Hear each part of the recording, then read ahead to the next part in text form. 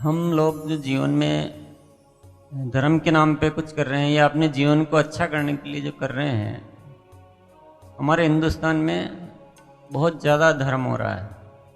जिस धर्म को ये पूजा पाठ और यात्राएं, तीर्थ स्थान, देवी देवता, रात्रि जागरण और कथाएं और यज्ञ और जो भी मेले और ये बहुत सारी जो चीज़ें हो रही है ना, ये काफ़ी मात्रा में होती है हिंदुस्तान में।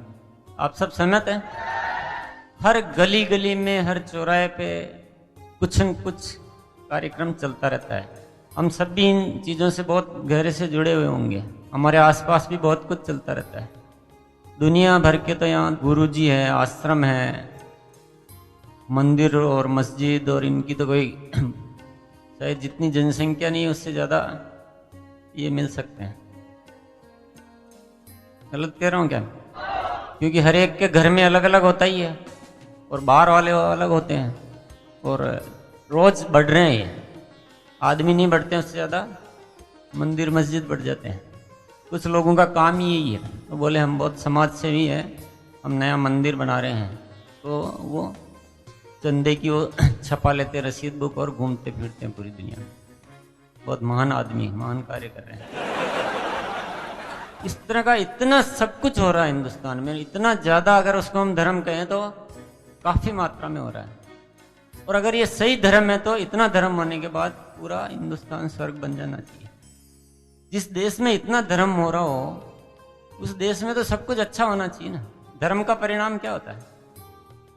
अच्छा ही होता है, बुरा तो नहीं हो सकता। तो अगर धर्म हम इतना ज़्यादा कर रहे हैं और उसका धर्म का परिणाम अच्छा होता है तो उस धर्म के द्वारा ये धरती स्वर्ग बन जानी चाहिए ना।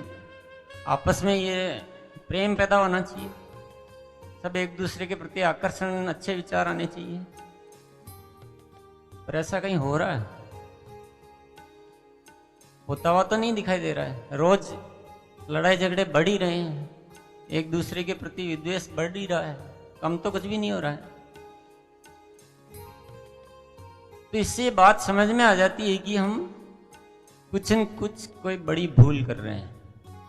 आती नहीं आती? जिस चीज को हम जीवन के लिए, और यहां तक कि हम जब उस धर्म करने की जरूरत आती है, उस दिशा में हम लगते हैं, तो बाकी इस जीवन की महत्वपूर्ण चीजों को भी छोड़ देते हैं। भाई आज तो हमारे पाठ है, कथा है, हमारे तो गुरुजी की कथा है, वहां जाना है। तो उसके लिए बोले आप किसी आदमी से जो वादा किया हुआ है, किसी का आपको पैसा चुकाना है, कोई आपका फर्ज है कारोबार को लेकर या और किसी को लेकर, वो सब छोड़ देंगे। कोई पैसा मांग रहा तो उसको भी कह देंगे आज तो मेरे कथा में जाना, कल आना। अब पैसा मांग रहा उसको चुकाना पहला आपका फर्ज है, कथा में जाना पहला फर्ज। तो हम नैतिक जिम्मेदारियों तक को भूल जाते हैं, लेकिन वो काम हमको लगता है कि हमारा जीवन का उद्धार तो वहां होना है। इस कदर इन चीजों में हम डूबे हुए हैं और उसका परिणाम कुछ भी ठीक नहीं हो रहा है। और सदियों सदियों से चल रही है ये बात, और इस कदर चल रही है कि पूरा देश, एक एक आदमी उसमें पूरी तरह से डूबा हुआ है। पर हम थोड़ा सा भी अगर अपने आप को जगाएं और विचार करें तो साफ समझ में आ जाता है कि हम बहुत बड़ी कोई भूल कर रहे हैं। इतना धर्म करें, अगर इतना वास्तविक धर्म होता तो ये आज धरती स्वर्ग बन जाती। हम आडंबरों को धर्म समझ रहे हैं, हम शारीरिक क्रियाओं को धर्म समझ रहे हैं। हम समझते हैं कि रोज ये इतनी पैदल यात्रा कर लेंगे, इतना त्याग तपस्या कर लेंगे, हम व्रत उपवास कर लेंगे, हम पूजा पाठ कर लेंगे, तो हमको इसके बदले में बहुत सारा परिणाम मिल जाएगा, हमारे दुख दर्द दूर हो जाएंगे। वहाँ भी हमारा लेन देन है, वो वास्तविक कोई मन का धर्म नहीं है। हम धर्म इसलिए करते हैं कि हमको वहाँ से कुछ न कुछ मिल जाए, इस हाथ दे और इस हाथ ले। सौदेबाजी है, मन में झांक कर देखो आप कभी अपने निश्चल भाव से कि बस मेरा मन कर रहा है और इसलिए मैं ये कर रहा हूँ, ऐसा होता है? पीछे हमेशा एक कैलकुलेशन चलती है कि मैं इतनी यात्रा करूंगा तो व्यापार धंधा ये चल जाएगा, बच्चा पास हो जाएगा, घर में जो बीमारियां हो दूर हो जाएगी, इसलिए ये सब काम करते हैं। ऐसे धर्म नहीं होता है। धर्म का मतलब समझना बहुत जरूरी है।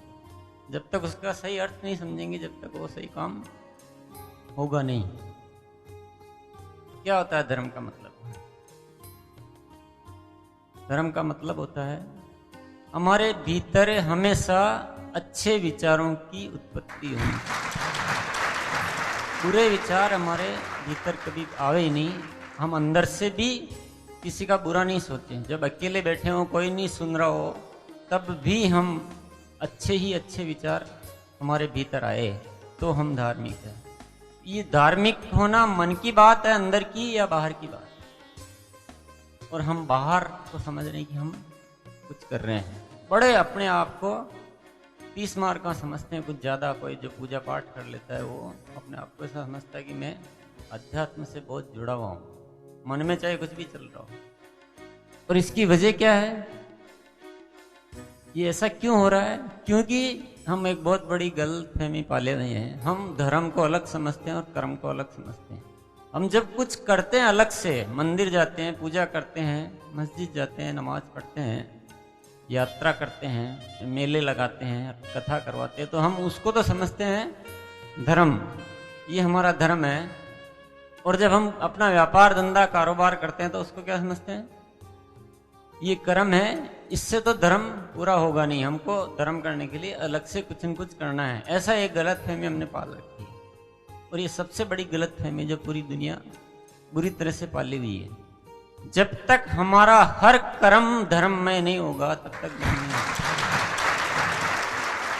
हम जो भी कार्य कर रहे हैं वो इतना धार्मिक, वो इतना अच्छा, उतना पवित्र तरीके से होना चाहिए, तब हम जाके धार्मिक बन पाएंगे।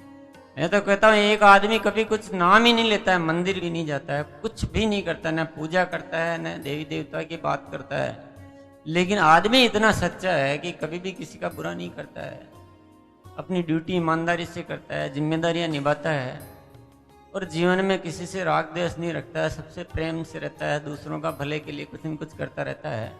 बताइए वो आदमी धार्मिक है या नहीं? पर लोग क्या कहते हैं? ये आदमी धार्मिक नहीं है। मेरे को बड़ा आश्चर्य होता है कि जो आदमी इन आडंबरों में कम ध्यान देते हैं वो उल्टा ज्यादा धार्मिक नजर आते हैं। आडंबर वाले तो सोचते हैं कि हमने तो धर्म का काम तो कर लिया, अब हमको बाकी कुछ करने की जरूरत, मैं धर्म का लाइसेंस मेरे को पूरा मिल चुका, अब तो बाकी मैं कुछ भी कर सकता हूँ। तो वो अपने आप सेटिस्फाइड हो जाता है कि मैंने तो धर्म तो खूब कर लिया, मैं तो आध्यात्मिक आदमी हूँ। तो बाकी के कार्यक्रमों में कुछ भी ध्यान नहीं रखता है। लेकिन जो कुछ नहीं करता वो अपनी ड्यूटी पूरी नहीं समझता, वो उसको तो कुछ न कुछ करना है। ऐसा भी बहुत मिलता है, ऐसा जरूरी नहीं है पर ऐसा हो जाता है। अब आप कहेंगे कि ये सब चीजें, फिर ये मंदिर वगैरह ये सब क्या फालतू चीजें हैं क्या? मन में विचार आ रहा होगा ना, इतना सालों से, इतने जीवन से हम जिन चीजों को बहुत महत्वपूर्ण मान रहे हैं, इन चीजों का आप सही उपयोग लो तो इनका महत्व है, और सही उपयोग नहीं लो तो दीवारें हैं। यदि आपको वहां जाकर कोई ऐसा निश्चय करना है कि मैं आज यहाँ इसलिए आया हूँ कि मेरे विचार पवित्र बने, तो मंदिर फायदेमंद है। और मंदिर जाकर भगवान के सामने कि हे भगवान, मैं आज तेरे द्वार पर कुछ मांगने आया हूँ, मेरा आज दिन भर का व्यापार अच्छा चल जाए, मेरे बच्चे पास हो जाएं, ये बीमारी हो रही है दूर हो जाए, या आपके बार बार नमस्कार करता हूँ, तुम बड़ा दयालु है, तो मेरी बात सुन लेगा। तो मेरे ख्याल से ये सब बेकार की ढकोसले है, क्योंकि वहां आप लालच से जा रहे हो। अपना कर्म करने की निश्चय करो, अपने को अच्छा बनाने की निश्चय करो। मंदिर एक ऐसा स्थान है जहाँ पवित्रता आती है, और वो पवित्रता आकर दिन भर मेरे जीवन में समाहित रह सकती है। वो मंदिर इसलिए बनाए गए। मंदिर वहाँ मांगने के लिए नहीं बनाए गए भिखारियों के जैसे वहाँ भगवान के सामने मांगते रहे। हे भगवान, तू बड़ा दयालु है और मैं बड़ा नादान हूँ, मैं तो अज्ञानी हूँ, मेरे पापी हूँ, मैं नीच हूँ, मेरे को कुछ भी नहीं आता है, बस तू बड़ा दयालु है जो मेरा कल्याण कर देना। और मेरा ही कल्याण मत करना, मैं तेरी और पूजा करता हूँ, अर्चना करता हूँ, इस पूरे जगत का कल्याण कर देना, सब सुख शांति से भर देना इस जगत को। परमात्मा देखता है कि मैंने तेरे को इंसान बनाकर इस दुनिया में भेजा था कि इसमें कुछ कर्म कर, जिम्मेदारी ले और इस दुनिया को ठीक कर, इसलिए तेरे को धरती पर भेजा। तू फिर आके और मेरे को ही सारे काम अपने सौंप रहा है।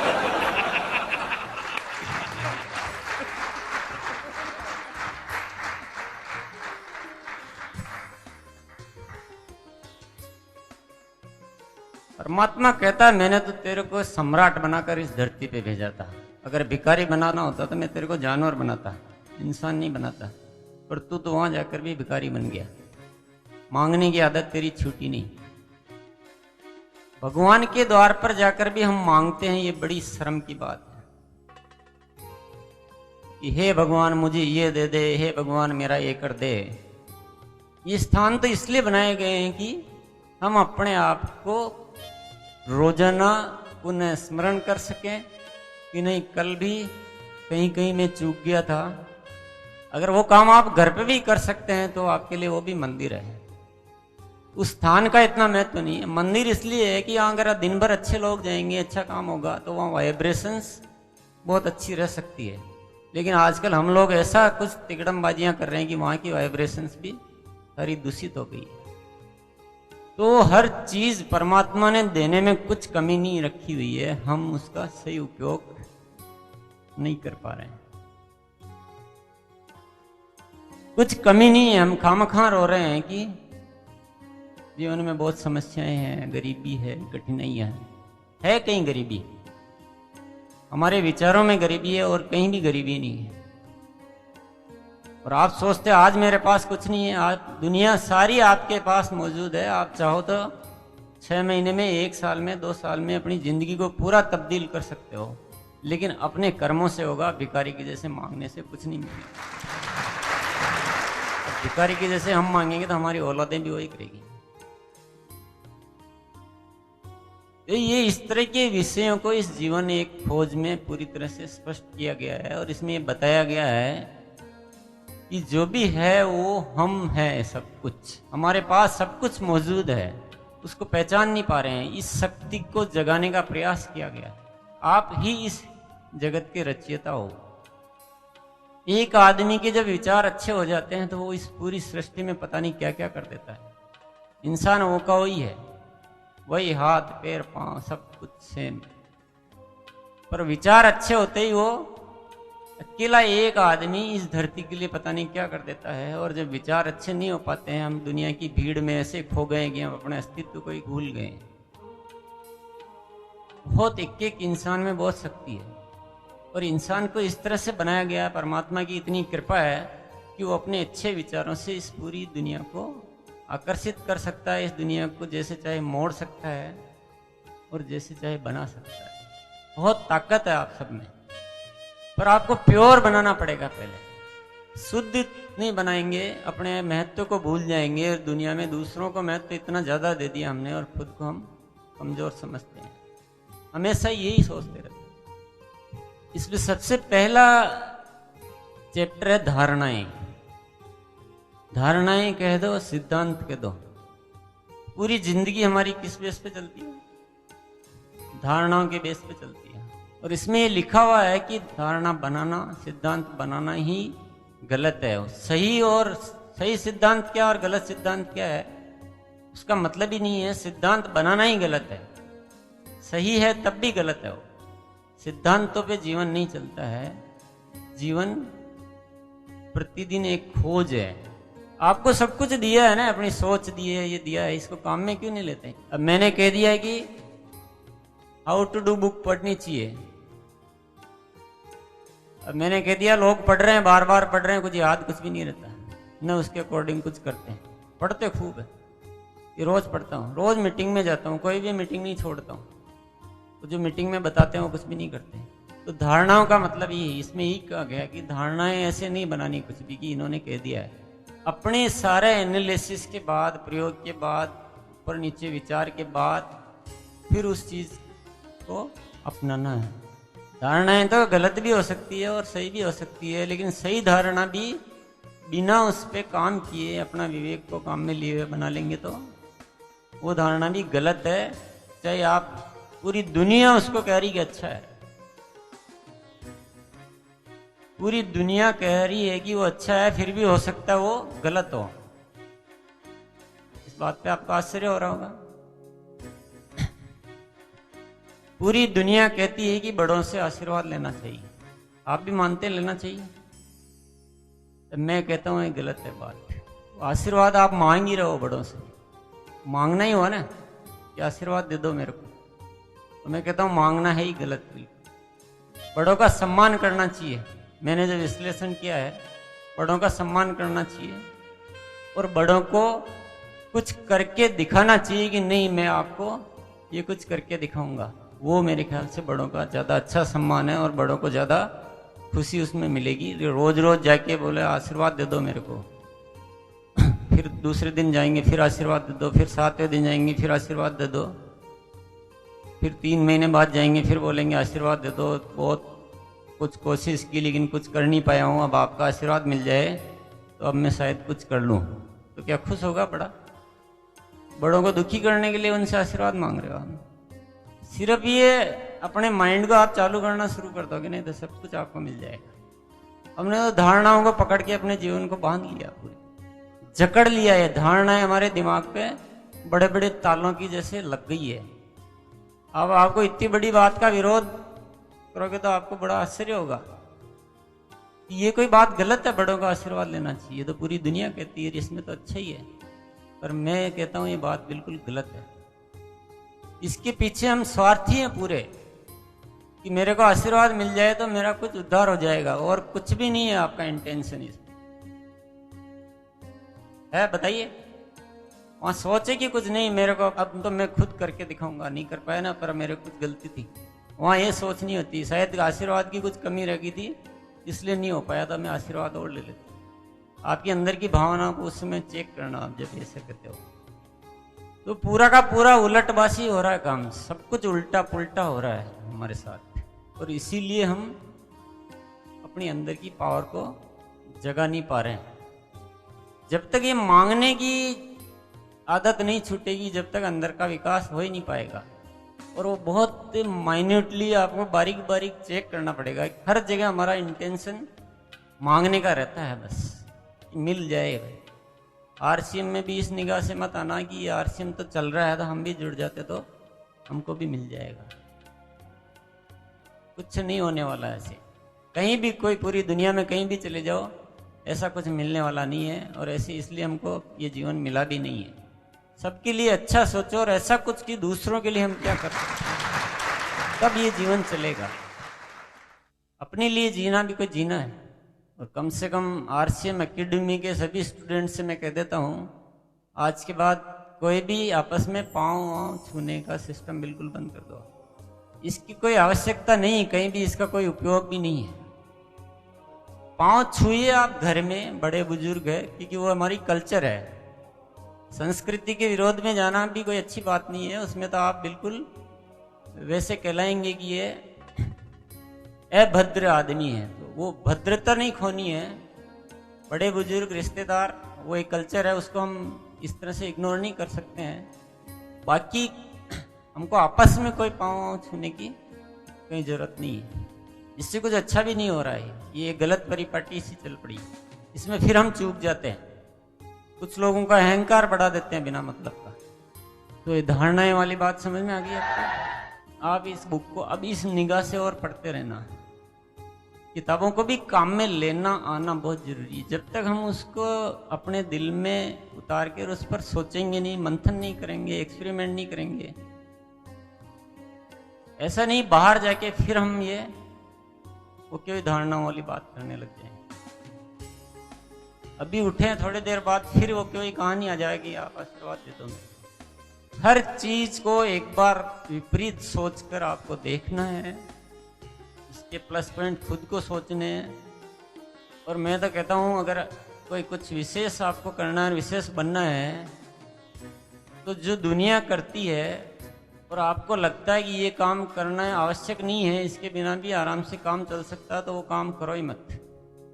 थोड़ा दुनिया के अलग ही चलो आप, जब तक कि बहुत जरूरी नहीं हो। सारी दुनिया बर्थडे पार्टी मनाती है ना, तो आप उससे तो कुछ बिगड़ता था नहीं मनाएंगे तो अलग चलो। आप नहीं मनाते हमारे बर्थडे वर्डे नहीं, हमारे तो हर दिन बर्थडे है, हर दिन दिवाली है, हर दिन होली है।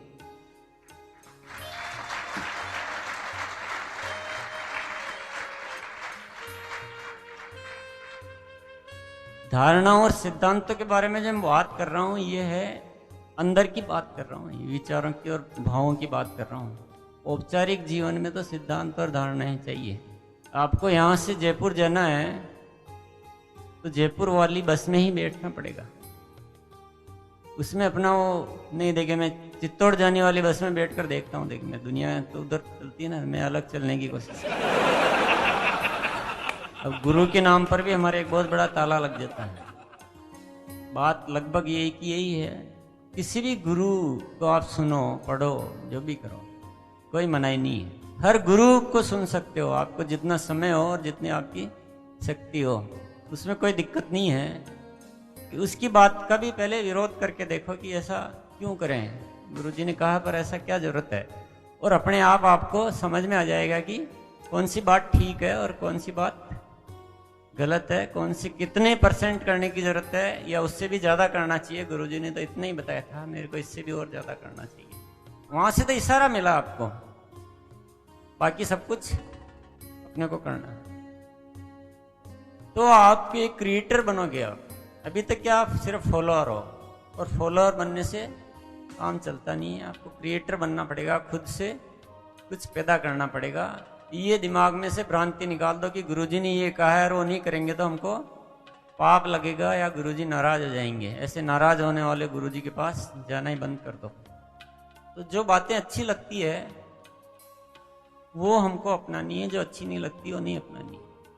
और जो गुरुजी आपको डराते हैं, ये करो तो ये फल मिल जाएगा और ये नहीं करोगे तो पाप लग जाएगा, ये फल और पाप ये केवल डराने के तरीके हैं। या तो क्या लालच बता देते हैं कि यहाँ इतना दान करोगे या ये करोगे या ये कथाएं करोगे तो आपके जीवन के सारे दुख मिट जाएंगे, ये हो जाएगा वो हो जाएगा। ये क्या हुआ? लालच।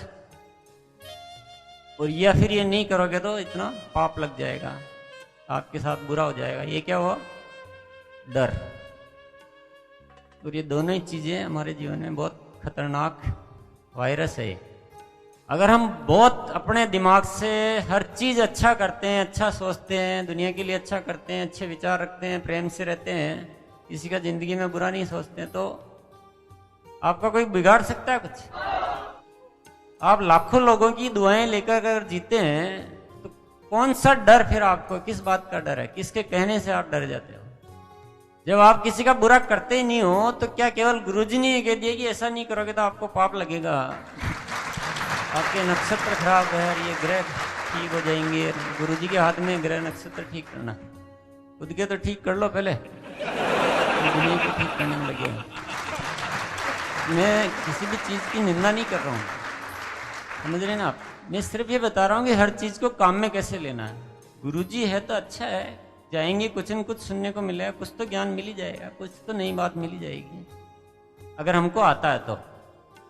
और हमको जो लेना हो तो नहीं लेते हैं, और जो नहीं लेना हो ले आएंगे तो प्रॉब्लम खड़ी हो जाएगी। धर्म बनाम संप्रदाय, ये बहुत इंपॉर्टेंट टॉपिक है।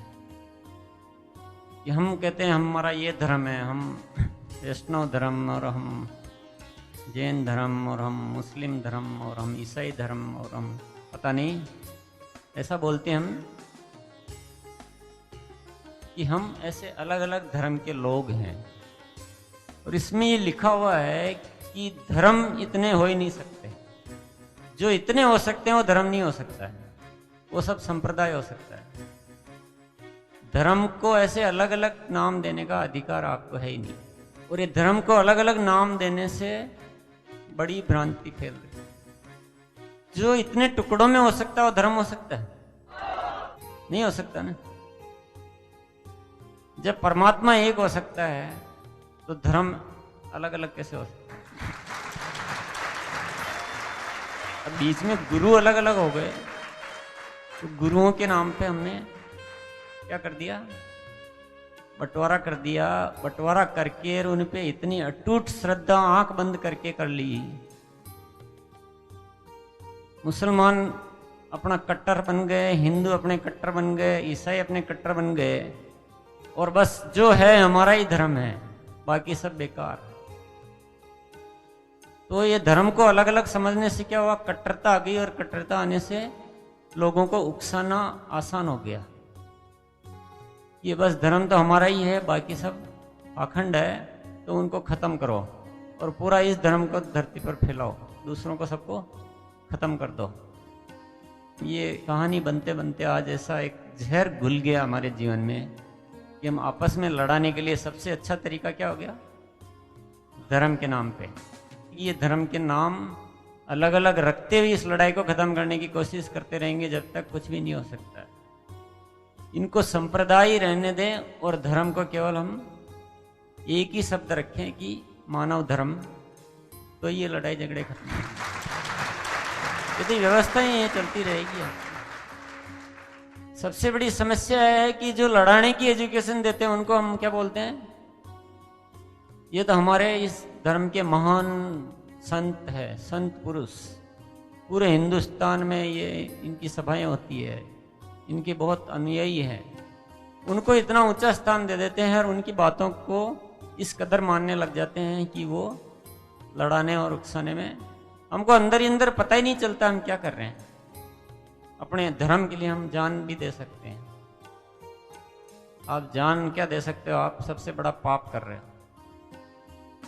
इस किताब में जो बहुत सारी चीज़ें लिखी हुई है जो मैं बता रहा हूँ, इसमें आप ये दुनिया भर की चिंताएं मत पाल लेना आप कि अब मैं कैसे करूँगा, इतनी बड़ी दुनिया का सब कुछ ठीक कैसे करूँगा, या सब जाके बाहर जाके और सब इसके विरोध में या कुछ काम करने लग जाओ। आप इस झंझट में मत पड़ जाना कहीं भी।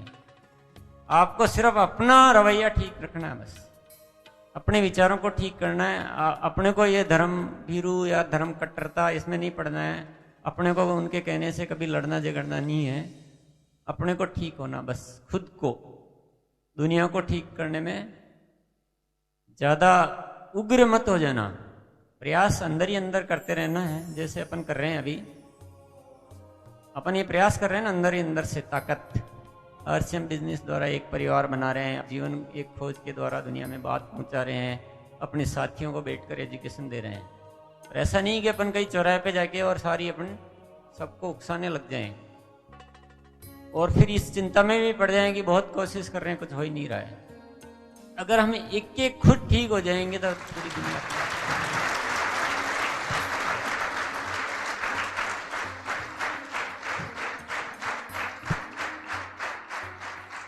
अब इस एक सही नजरिए से इस पुस्तक को आप पढ़ते रहें, आप ये काम खुद कर देगी। अगर किताब आप पूरी दुनिया में फैला दोगे और इस किताब को पढ़ना सीख जाएंगे, ये किताब सारा काम कर देगी। आप ये जिंदगी का सबसे बड़ा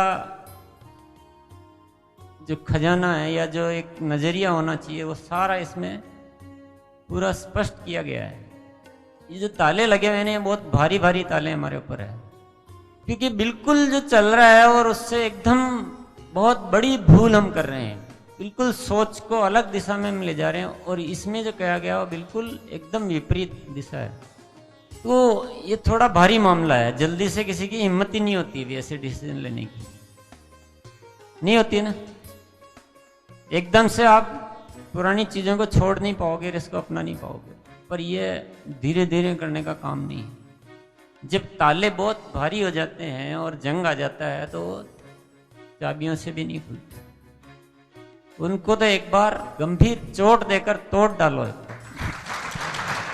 एक बार पक्का निर्णय कर लो, खुद के लिए कर लो। ये अब इन बातों को ठीक से समझना है और अपनाना है और मेरे अपने अस्तित्व को जिंदा करना है।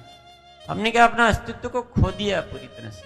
हम समझते हैं हम तो कुछ है ही नहीं, जो भी है हमको कहीं से मिल जाए तो हमारा जीवन चलेगा। और ये इसी सोच की वजह से हमारा विकास ही रुक गया सारा।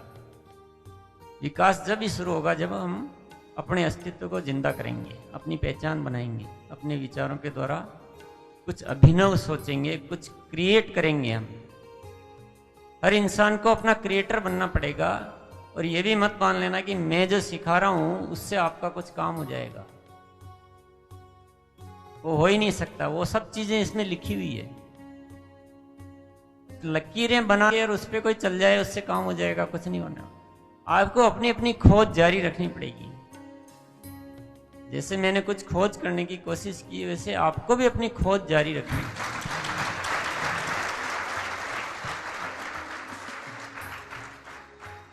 आपके विचार है, एक बार उनमें से धारणाएं हटाओ तो सही, आपके विचार जैसे ही चालू होंगे सब कुछ निकलेगा, सब उपजेगा। और दुनिया से थोड़ा अलग चलने की कोशिश करो, जहां चल सकते हैं, जहां कुछ भी नहीं बिगड़ता है, आराम से वो अलग चलने का रास्ता अपनाया जा सकता है, वहां अलग चलने की कोशिश करो। हम दुनिया के साथ चलने के चक्कर में गलत चीजों की इतनी कॉपी करते रहते हैं, इतनी कॉपी करते रहते हैं कि कुछ ठीक हो ही नहीं पाता है। और सारी दुनिया दिवाली पे पटाखे छोड़ते हैं, तो किसी को कितना भी समझाओ उसको पता नहीं, उसका दिमाग चलता ही नहीं है। अरे छोड़ रहे हैं जिनको छोड़ने दो ना, अपन नहीं छोड़ेंगे तो काम चल जाएगा ना अपना। अब ऐसे ऐसे धीरे धीरे कुछ अलग करते जाओ दुनिया से। और आपका मन नहीं लग रहा है कि नहीं ये तो एंजॉय है करना चाहिए, ऐसे तो जिंदगी में कुछ मजे ही नहीं रहेंगे, ऐसा भी सोचते लोग। तो तुम मजा लेना तुमको आया क्या? अभी तो तुम कुछ मजा ही नहीं ले रहे हो। कुछ जिंदगी में क्रिएट करके देखो, फिर जिंदगी में कितना मजा है। ऐसे बर्बाद करने से थोड़ी मजा आता है। आपको होश ही नहीं है कि हम इस दुनिया को किस गलत दिशा में, कितना पॉल्यूशन फैला रहे हैं, कितने एक्सीडेंट हो रहे हैं, क्या हो रहा है। उससे कुछ मजा आ रहा है आपको, यानी आपकी आत्मा मर गई है और आपको ऐसी चीजों में भी मजा आता है। ऐसे आत्मा को मारो मत, आत्मा जिंदा रहने चाहिए। और हमें क्या हिम्मत नहीं होती कि पूरी दुनिया कर रही है तो हमें अब पता नहीं, मैं अलग सोचता हूँ ठीक नहीं होगा। ये सबसे बड़ी बीमारी है हमारे ऊपर। मैं तो कहता हूँ ज्यादातर चीजें वो सब गलत है जो पूरी दुनिया कर रही है। ज्यादातर चीज 90% गलत हो रहा है। अब वो लोग 31 तारीख को पता नहीं रात रात भर बाहर जा रहे हैं, कर रहे हैं, मेरे को कुछ समझ में आज तक नहीं आ पाया कि इसके पीछे लॉजिक क्या है। और पुराना साल को विदाई दे दी, नया साल आ रहा है और बड़ा सेलिब्रेट कर रहे हैं, जैसे कोई पिछले साल में बहुत कोई अच्छा पुण्य कर लिया हो, उसका सेलिब्रेशन मना रहे हैं। करने के लिए जीवन में बहुत कुछ है, कुछ क्रिएट करो, कुछ अच्छा सोचो, कुछ दिन बैठ के कुछ अच्छा प्लान बनाओ कि नहीं इस साल 10 लोगों का मेरे को अब जीवन सुधारना है, मैं 20 लोगों को टेक्निकल अचीवर पे कैसे पहुंचा सकता हूँ, उसके लिए प्लानिंग करता हूँ। ये नया साल आ रहा है, 2009 आया था, इस 2009 को विशेष बनाना है। इसमें अभी RCM बिजनेस को ऊंचाई पर ले जाना है और जो भी लोग सफल नहीं हो रहा उनको सफलता के मुकाम पर, ऊंचाइयों पर ले जाना। ये तो कोई नए साल की कुछ बात है। इसमें आनंद नहीं आता है क्या? इसमें मजा नहीं आता है ऐसा सोचने में? तो मजा लेना आना चाहिए ना। मजा पता नहीं किन चीजों में ले रहे हैं हम, बर्बादी में मजा ले रहे हैं। तो दुनिया को करने दो ना, दुनिया कर रही है तो आप भी उसमें चले गए। ये कौन सी बात हो गई? भीड़ मत बनो आप। ये कोई भेड़ों की भीड़ नहीं है जिधर सारी भेड़ें जा रही उधर ही हमको ही जाना है। ये भीड़ है ना, हमको बर्बाद करके रख देगी। हमको अपनी पहचान बनानी है। हमको ऐसा कुछ बनना है कि लाख हजार करोड़ आदमी भी खड़े हो तो आपका चेहरा अलग नजर आए, आपका प्रकाश अलग जगमगाए।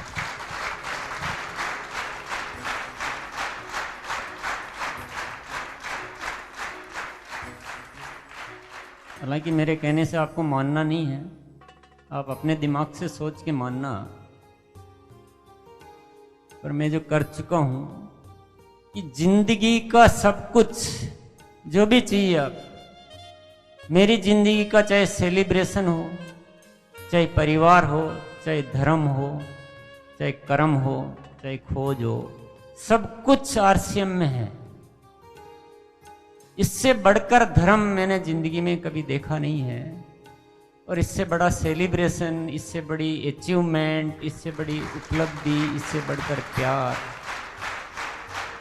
सब कुछ है इसमें। मेरे को तो इससे अलग की कहीं कोई जरूरत ही नहीं है। मेरे को कोई कहता है कि आज आपने क्या किया, बर्थडे पे क्या किया, 31 दिसंबर को क्या किया, दिवाली पे क्या किया, होली पे क्या किया,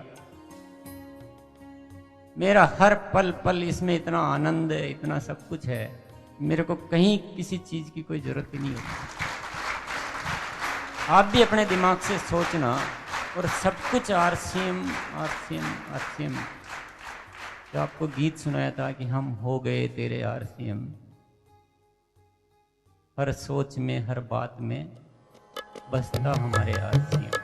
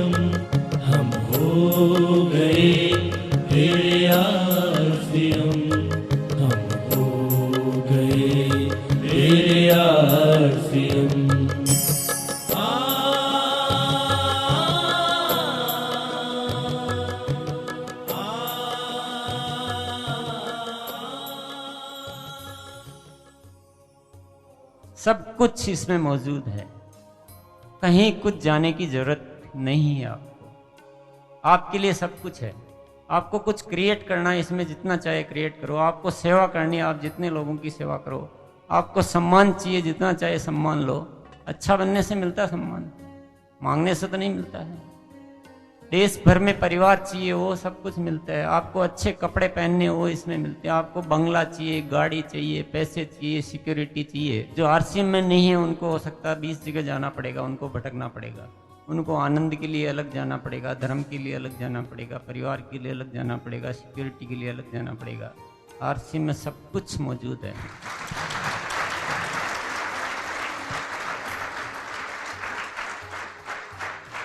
तो अपने दिमाग से खूब सोचना, ठोस निर्णय लेना और आरसीएम में किस तरह से चलना है वो।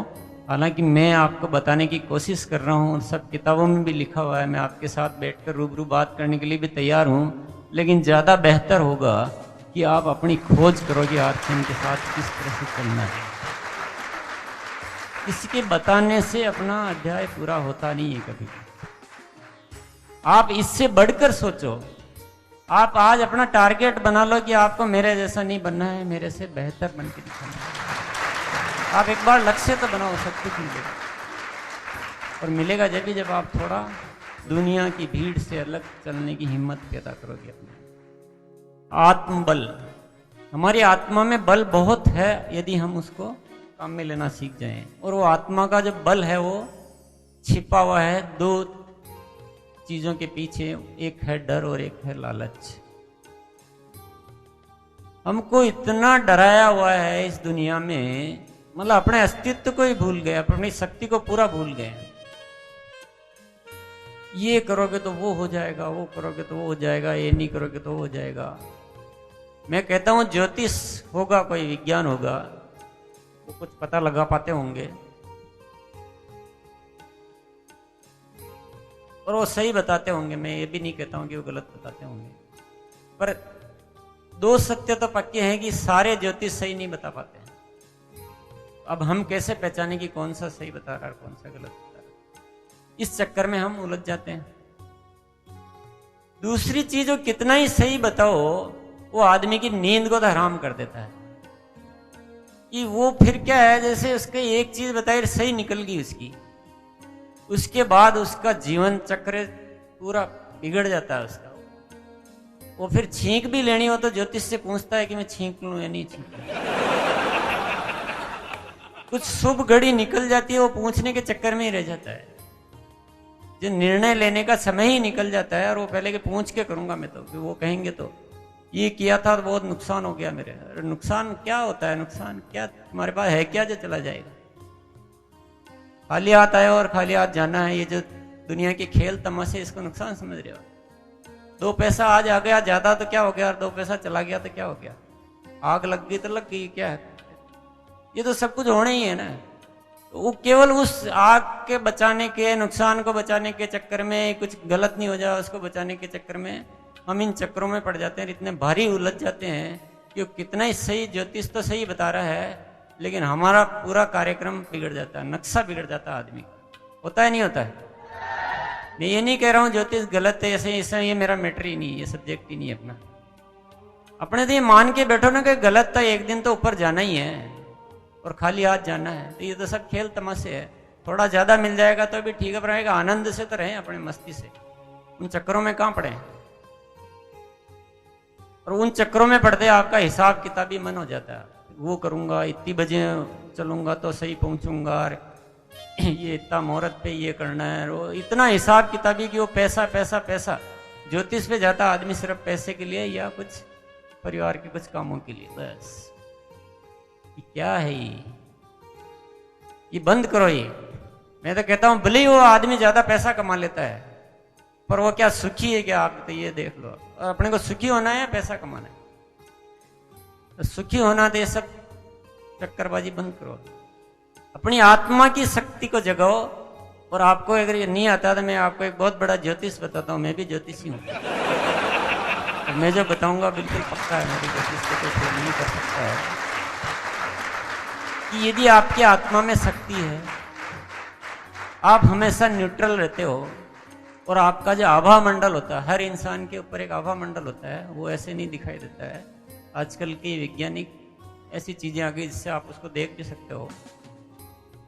अगर लाख लोगों की दुआएं आप पर असर कर रही है और आपकी सोच में इतनी पवित्रता है कि आपका ओरा, इसको ओरा बोलते हैं इंग्लिश में और हिंदी में आभा मंडल बोलते हैं, अगर ये पवित्र है, प्योर है, तो कोई भी ग्रह नक्षत्र आपके ऊपर कुछ भी असर नहीं कर सकते हैं। कोई भी गलत शक्तियां आपका कुछ भी नहीं बिगाड़ सकती है।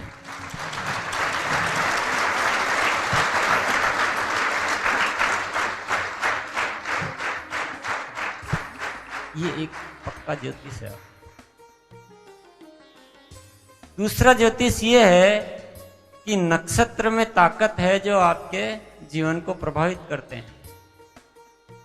एक शक्ति है, एक कोई भी चुंबक जो भी है, उसके द्वारा वो आपके जीवन को प्रभावित करते हैं, ठीक है। पर आपके भीतर भी एक ऐसी शक्ति है कि उस शक्ति से भी आप विजय पा सकते हो। आपकी जो किस्मत में जो लिखा हुआ है, आप अपनी पवित्रता द्वारा, आप अपनी क्रिएशन द्वारा, आप लाखों लोगों की दुआओं के द्वारा उन सब चीजों को आप उस ज्योतिष से भी आगे जाके आप अपना एक अलग प्रभाव पैदा कर सकते हो। ये शक्ति तो, शक्ति से जीतने के लिए बड़ी शक्ति चाहिए, और बड़ी शक्ति हम अपने भीतर पैदा कर सकते हैं।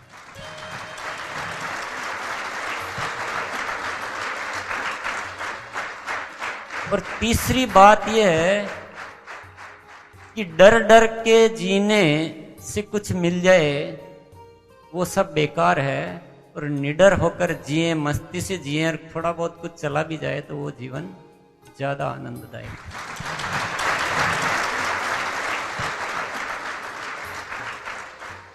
इस ज्योतिष को कोई फेल कर सकता है? अब कौन से ज्योतिष के पास जाना आपको? मेरा ज्योतिष नहीं है ये, तो मैं बोल रहा हूं, लेकिन मैं जब बोलता हूं इसका मतलब अपने भीतर। तो ये है आत्मा का बल।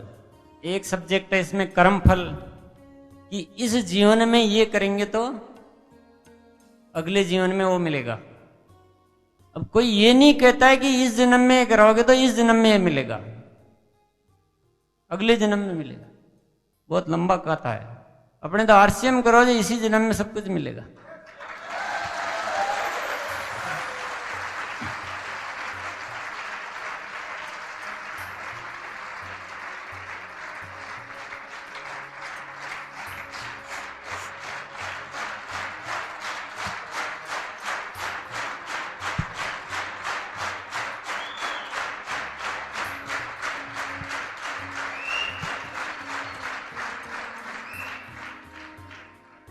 जब भी कोई लंबी कहानी बताता है कि ऐसा करोगे तो अगले जन्म में मिलेगा, वहीं समझ लो कि ये पाखंड है ही।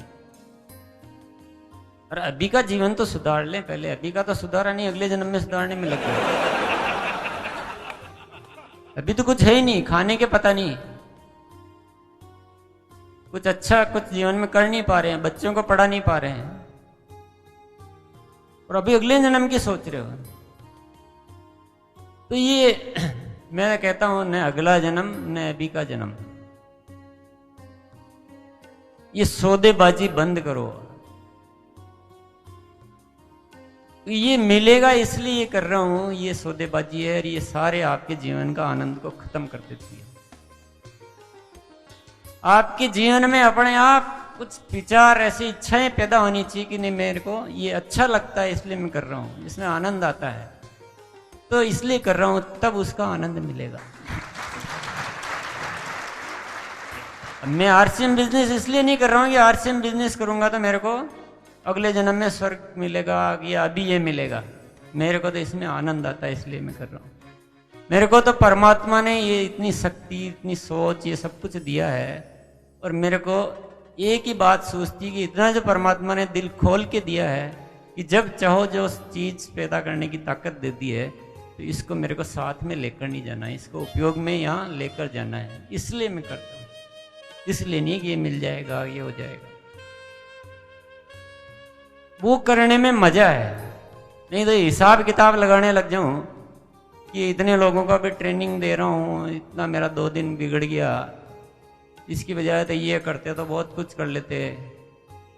ऐसे हिसाब किताब लगा रहे। इसमें मेरे को आनंद आ रहा है, मेरे को इसमें आनंद है कि मैं एक आम आदमी को ऊपर उठाकर खास इंसान बना सकूं, ये मेरे आनंद है। मैं इसलिए तो ये कर्म फल के चक्कर में मत पड़ो कि ये बस इतना करेंगे तो ये पड़ेगा। अच्छा लग गया, जीवन में मजा आए भाई। और बिना इस हिसाब किताब के करोगे तो बहुत तो अच्छा होगा, रोज कुछ नया नया होगा। अपने लिए ज्यादा ये चक्करबाजी में नहीं पड़ोगे, ज्यादा चिंता भी नहीं रहेगी आपको, क्योंकि आपको फिर आप मस्ती से करोगे। तो हुआ तो बहुत अच्छा है, और नहीं हुआ तो भी मजे। अपन ने तो कोई कमी नहीं रखी, तो उसका भी एक आनंद है। और जब आनंद से करते तो कार्य की क्षमता कई गुना बढ़ जाती है, तो कई गुना बढ़ जाती, तो अपने आप कार्य अच्छे तरीके से। और जब हिसाब किताब जैसे ही बंद होता है ना, तो अपने आप बहुत अच्छे अच्छे विचार आपको परमात्मा आपको अपने आप भेजता है। आप एक बार सोच के तो देखो,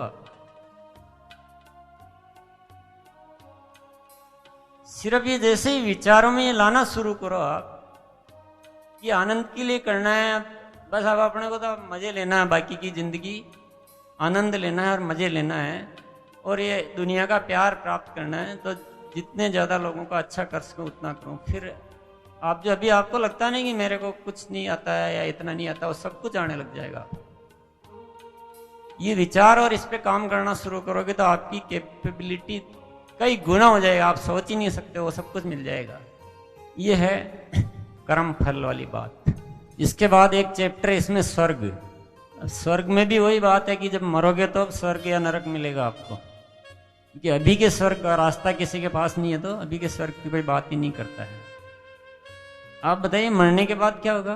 वापस कोई जन्म ही मिलेगा ना, अपन वापस इंसान बन के धरती पे आ जाएंगे? नहीं आएंगे? पता नहीं है। मरने के बाद मान लो अपन मान लेते हैं कि इंसान बन के वापस आएंगे, तो वापस कहानी तो एक ही शुरू होगी ना। फिर उस समय भी यही कहेंगे कि मरने के बाद स्वर्ग मिलेगा।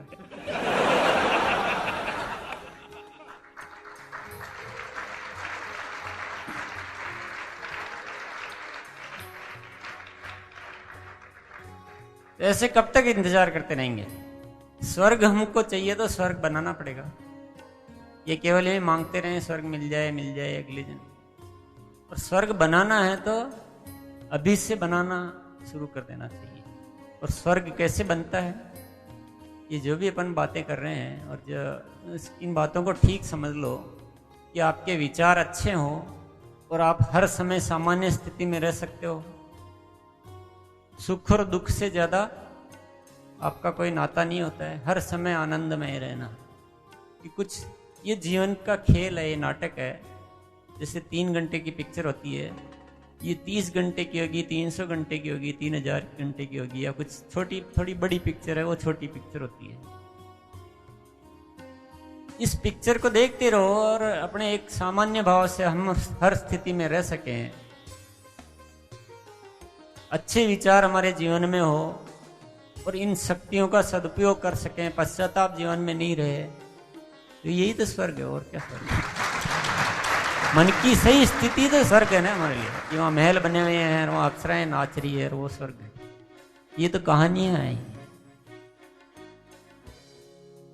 जब सत्य साथ में पकड़ में नहीं आता तो झूठी कहानियां बना दी जाती है। और जब कहानियां बहुत पुरानी हो जाती तो हम उनको क्या कह देते हैं? शास्त्र कह देते हैं। और जब शास्त्र का नाम आ जाता तो फिर एक ताला हमारे दिमाग पे लग जाता है। ये तो शास्त्रों में लिखा हुआ है। आज आप लिख के एक किताब छोड़ जाओ, 1001 साल बाद उसको भी शास्त्र कहा जाएगा। तो स्वर्ग हमको यही बनाना है। और अब तक हमारे पास जरिया नहीं था, लेकिन अब हमारे पास जरिया आ गया है। अब तो चूकना नहीं है। और नेक्स्ट टॉपिक हम लेंगे जीवन का स्वभाव। जीवन के स्वभाव को समझना बहुत जरूरी है कि हम क्या स्वभाव के विपरीत काम करते रहते हैं, तो वो ये जितनी भी समस्याएं खड़ी होती है इसलिए होती है। जिस तरह से पानी का स्वभाव होता है शीतल रहना, उसको गर्म करोगे तब भी वापस छोड़ते ही वो शीतल हो जाएगा। और आप उसको गर्म ही गर्म करते रहोगे तो वो उसके साथ आप कुछ गलत कर रहे हो, पानी के साथ खिलवाड़ कर रहे हो, धीरे धीरे वो खत्म हो जाएगा वो पानी। उसी तरह से जीवन का स्वभाव आनंदमय रहना है। और ये चीज हमको हमेशा ध्यान में रखनी है। खुश रहना, आनंद से रहना, खुद भी रहना और दूसरों को भी रखना। ये अगर समझ में आ गई बात तो हमारे से जीवन में जितनी भी ये गलतियां होती है वो सब खत्म हो जाएगी। जैसे आप स्मरण करोगे कि जीवन का स्वभाव तो आनंदमय रहना है, तो आप किसी को पीड़ा पहुंचाओगे? किसी के साथ जालसाजी करोगे, छीना झपटी करोगे, गलत शोषण करोगे किसी का? वो अपने जीवन का स्वभाव है और इसको स्मरण रखना है और इस स्वभाव को बनाए रखना है। इसी में हमारा भला है, नहीं तो हम खुद को खत्म करते जा रहे हैं। और धीरे धीरे अगर ऐसा ही करते रहेंगे तो ये यहीं का यहीं नरक मिल जाएगा, कहीं जाने की जरूरत नहीं।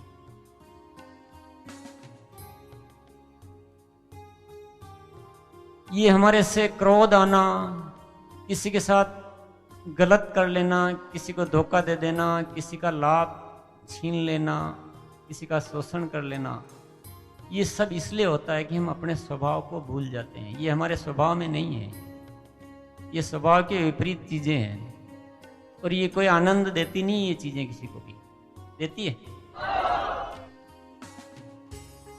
हम जो पैसे को इतना महत्व है कि उसको किसी भी तरह से हासिल करना कि उससे हमको आनंद मिलेगा, पैसा मैं हासिल कर लूं तो पैसा ही आनंद का वजह है। और पैसे को कैसे भी अच्छे तरीके से नहीं हो पा रहा तो कैसे भी हासिल कर लूं ताकि मैं अपने आनंद को प्राप्त कर सकूं, ये एक बहुत बड़ी भूल है। उससे कुछ आनंद मिलना नहीं है, मिल सकता है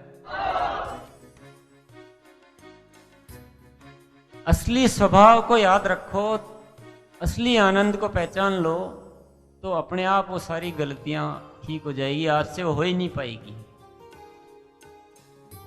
और आज आपको बहुत सारी चीज़ें अपने आप में बदलनी है, बहुत कुछ बड़ा बदलाव लाना। मैंने पहले ही कह दिया कि ये हथौड़ी की चोट से इन सारे तालों को तोड़ डालो।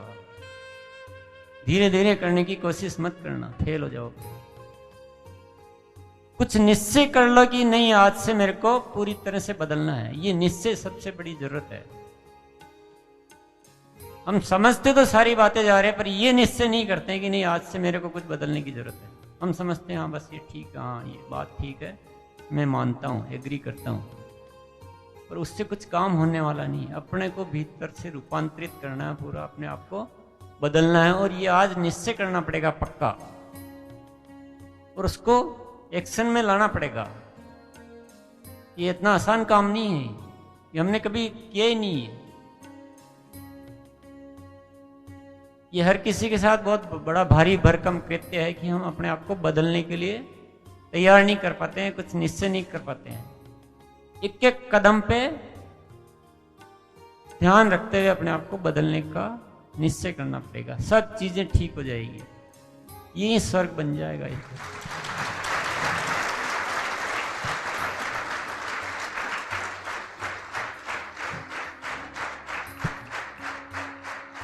परमात्मा का भी इसमें एक टॉपिक है। परमात्मा को किस किस ने देखा? किसी ने नहीं देखा। और परमात्मा को किस किस ने महसूस किया? अगर हम आंखों से देखने वाली बात करें तो परमात्मा को किसी ने नहीं देखा है, लेकिन मन की आंखों से महसूस करें तो हर समय उसका एहसास आपको हो जाएगा। और वही प्रयास हमको करना चाहिए। हम मन की आंखों से महसूस करने का प्रयास तो बिल्कुल नहीं करते हैं, और इन आंखों से देखने का प्रयास करते रहते हैं विभिन्न रूपों में। इस आपकी इस जिज्ञासा का लोग फायदा उठाते हैं, तरह तरह से परमात्मा दिखाने की कोशिश करते हैं आपको। और ये जब गलत बात होती है तो उसका सारा परिणाम गलत ही होता है। जब आप हर किसी को परमात्मा समझ कर उसकी बात मानने लग जाते हो, और जब परमात्मा के रूप में किसी की बात आप सुनते हो तो आप उसका विरोध कर नहीं पाते हो, फिर आपसे सारी गलत एक्टिविटीज हो जाती है। परमात्मा को महसूस करना है, उसको मानना है, उसको जानना नहीं है। एक चीज और समझना, उसके हाथ कितने हैं, पैर कितने हैं, कैसी आंखें हैं, कैसा कलर, किस साइज का है, कहाँ रहता है, इन सारे चक्करों में मत पड़ना। उससे आपको कोई मतलब भी नहीं है और आपके अधिकार की बात भी नहीं है, और कुछ भी सही जानकारी आपको कहीं से मिलेगी भी नहीं, और मिल भी जाएगी तो आप कुछ भी नहीं कर पाओगे। आपका भला ये है कि उसको मानो और उसको महसूस करो। ये पूरा जो अस्तित्व है ये परमात्मा का बनाया हुआ है, और हम उसके हिस्से हैं। तो परमात्व हैं हम सभी, परमात्मा का हिस्सा ही तो है। और जब इतनी बड़ी सोच अगर हमारे भीतर आ गई है कि हम परमात्व हैं, परमात्मा का हिस्सा है, जो भी शब्दों में बोलो, पर ये एग्जिस्टेंस का हिस्सा है, तो आपसे गलत विचार आ पाएंगे आपके।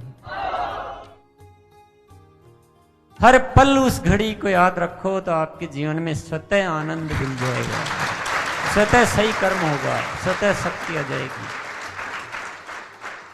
और हम तो उसको कभी कभी जाकर याद करने की कोशिश करते हैं, और याद भी नहीं करते हैं। अपन तो उसको ऊपर ऊपर से लिपा पोती करने की कोशिश करते हैं कि हम तो चावल चढ़ा रहे हैं, हम तो नारियल चढ़ा रहे हैं, हम तो फूल माला चढ़ा रहे हैं, और परमात्मा के चढ़ा रहे हैं। परमात्मा पता नहीं कहाँ है, पर आप किस चीज को कहाँ परमात्मा मानकर और पता नहीं क्या क्या एक्टिविटीज कर रहे हैं।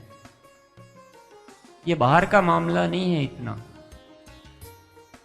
ये महसूस करने का मामला है। और बाहर में इतने लीन और तल्लीन हो गए हैं कि अंदर से महसूस करना बिल्कुल भूल ही गए।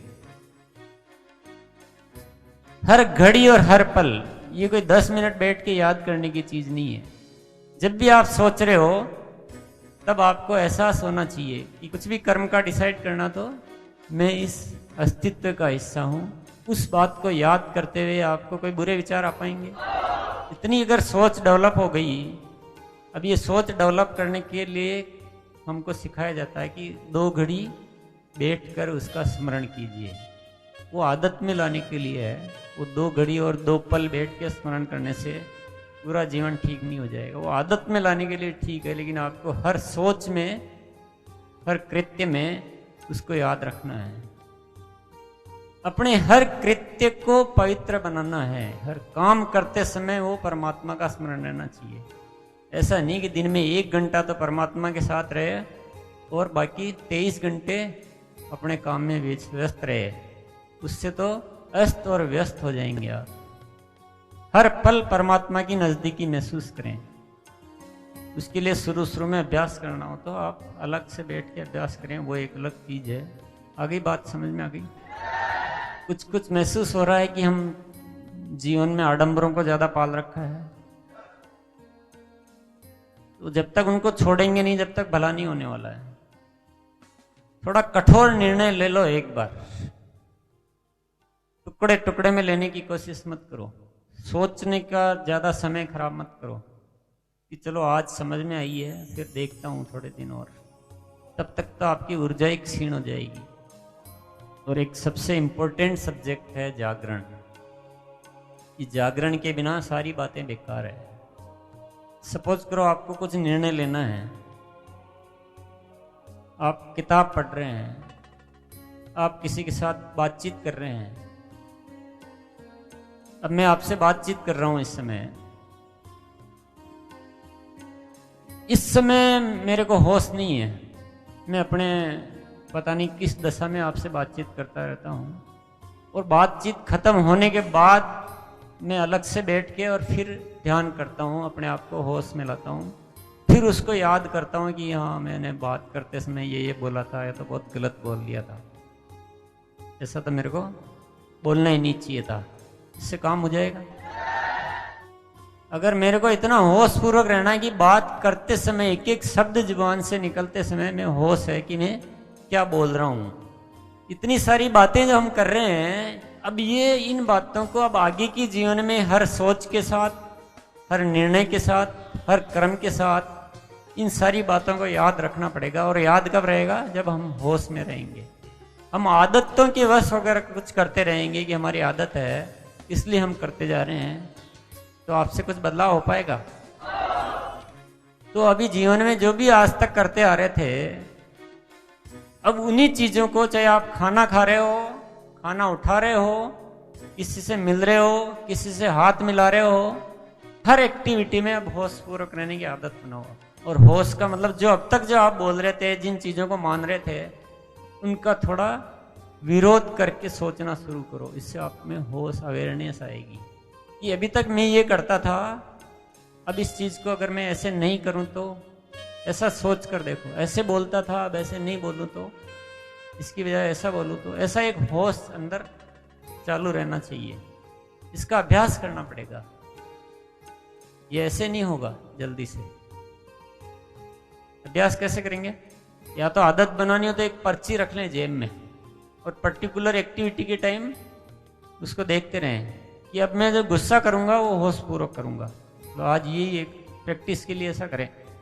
तो एक पर्ची रख लें जेब में, जब भी गुस्सा है तुरंत पर्ची निकाल के कि हाँ ध्यान से करना है, आज गुस्सा ध्यान पूर्वक करना है। फिर जो भी करना है आप होश के साथ करो। हाँ गुस्से में कितना करना चाहिए, किस हद तक उसको बोलना है। ये मजाक वाली बात नहीं है, ऐसे ही आप जागरण पैदा कर सकते हो, और कोई तरीका नहीं है। जो गुटखा खाते हैं वो गुटखे के लिए पर्ची रख लेंगे, अब जब भी गुटखा खाऊंगा तो होश पूर्वक खाऊंगा। होश पूर्वक का मतलब फिर उसमें से आप जेब में से पुड़की निकालेंगे, उसको खोलेंगे। हमेशा ध्यान रखो हाँ कैसे कैसे चल रहा काम, और किधर ध्यान नहीं होना चाहिए, उसी पे ध्यान होना चाहिए। फिर थोड़ा सा निकाला उसमें से, उसको देखा, एक पीस छोटा है, इसके अंदर किसमें कितना जहर है, इसमें कितना स्वाद है, उसको फिर जीभ पे रखो। फिर सोचो हाँ जहर धीरे धीरे अंदर जा रहा है, शरीर को खराब कर रहा है। ऐसे होश पूर्वक करो काम को। कर सकते हैं? कौन कौन गुटखा खा सकते हैं ध्यान पूर्वक? इतना ध्यान से अगर करेंगे तो कुछ गलत काम हो पाएगा आपसे? ध्यान से करेंगे तो गुटखा खा पाएंगे, ध्यान से करेंगे तो सिगरेट पी पाएंगे, ध्यान से करेंगे तो शराब पी पाएंगे, ध्यान से करेंगे तो आप क्या गुस्सा कर पाएंगे? गुस्सा नहीं करना है, ये चिंता छोड़ दो। गुस्सा खूब करना है पर ध्यान से करना है, और गुटखा भी खूब खाना है पर ध्यान से खाना है। बातें भी करनी है तो ध्यान से करनी है। भले वो ध्यान की वजह से बातें आधी रह जाए चलेगा, कम बातें कर लो, पर जो भी करो ध्यान से करो। और जैसे मेरे से जैसे अटक अटक के भी बोलना शुरू कर दोगे तो भी चलेगा, और जो भी है ध्यान से बोलो, उससे कोई फर्क नहीं पड़ता है। आपको बुरा नहीं लग रहा कि बीच बीच में सोचने लग जाता हूँ? लगता है बुरा? कोई किसी को बुरा नहीं लगता है। अपने हर चीज ध्यान पूर्वक करो, जब ये सब चीजें ठीक हो पाएगी।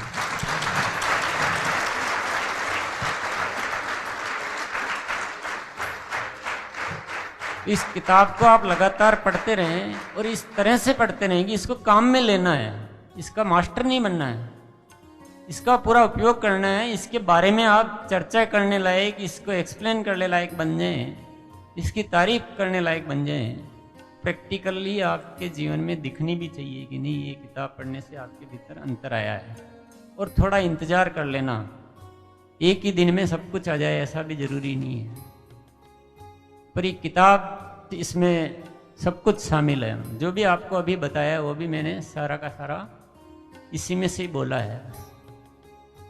कभी कभी वो बात अलग है कि रूबरू बातें करना ज़्यादा प्रभावशाली हो जाता है, पर रूबरू बातें करना एक बार किया जा सकता है, और किताब आपके साथ जीवन भर रह सकती है। तो इसका जो आज बातें हुई है उसको अब आप इस नज़रिए से, इस तबीयत से पढ़ते रहना और अपनाते रहना। अपना आरसीएम का उद्देश्य केवल आपको पैसे वाला बनाना नहीं है, आपको सुखी बनाना है, आनंदमय बनाना है।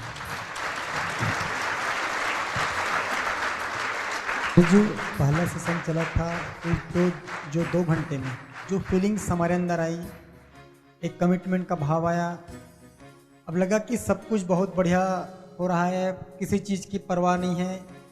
जो आनंद का जो महसूस करना चाहिए हमें, जो हमारा असली स्वरूप है, लगा कि हम उस ओर बढ़ रहे हैं, अब सब कुछ अच्छा होगा। लेकिन ये चीज़ कंटिन्यू बरकरार नहीं रह पाता सर। इसके लिए जो हमको करना पड़ेगा, एक तो जागरण पे काफ़ी काम करना पड़ेगा, ये अभ्यास करना पड़ेगा। हम चीज़ों को केवल समझ लें उससे काम नहीं चलता है। समझने से तो कुछ हुआ ही नहीं है, अभी तो 1% हुआ है, 99% तो काम बाकी है। और हमको इस चीज़ को लाना पड़ेगा कि ये जो जागरण का मैंने बताया था उसका अभ्यास आप किसी भी तरीके से करते रहें।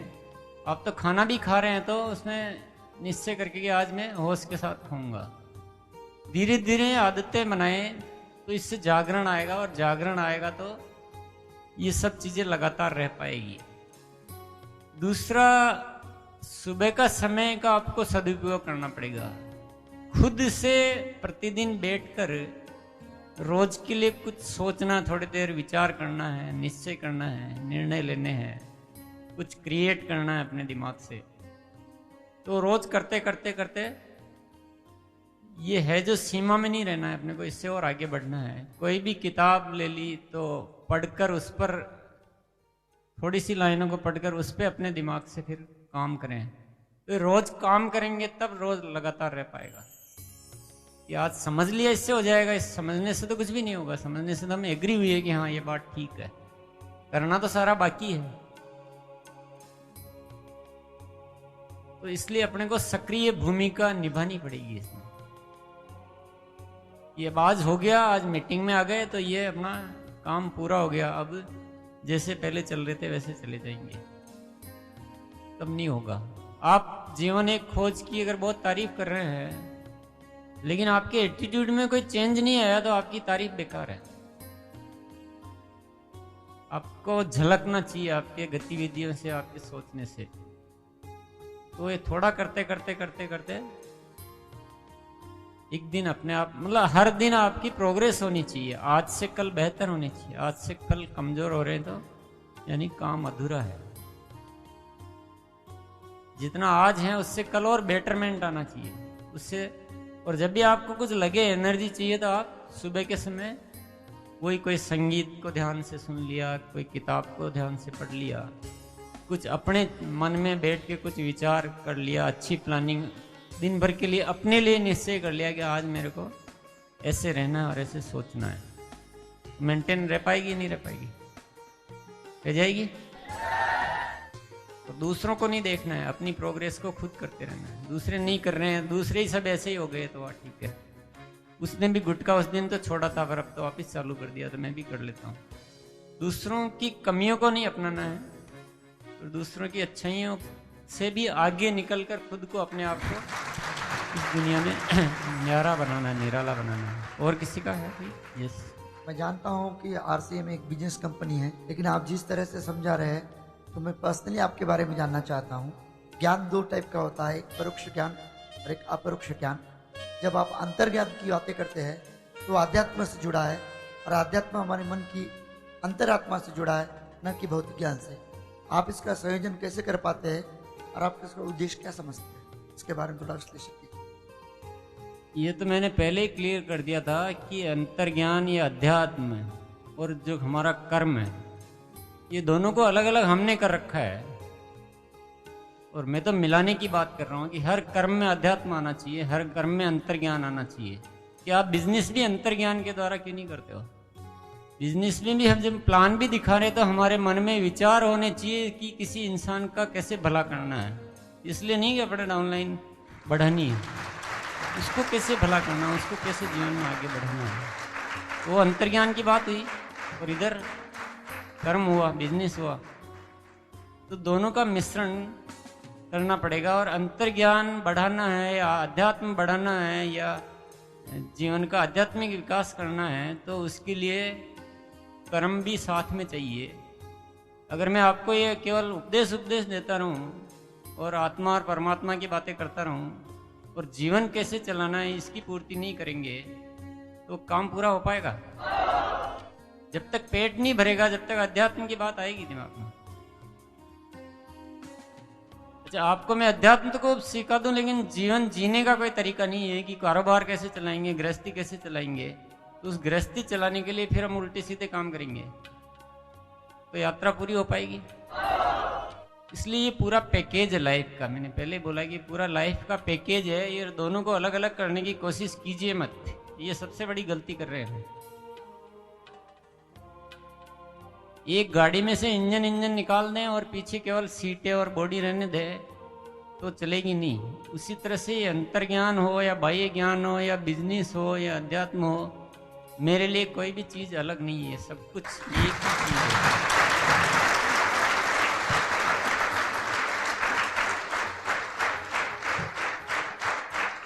इसके बिना अंतर्ज्ञान भी कुछ काम का नहीं है, और बिजनेस में अंतर्ज्ञान नहीं हो तो बिजनेस भी कुछ काम का नहीं है।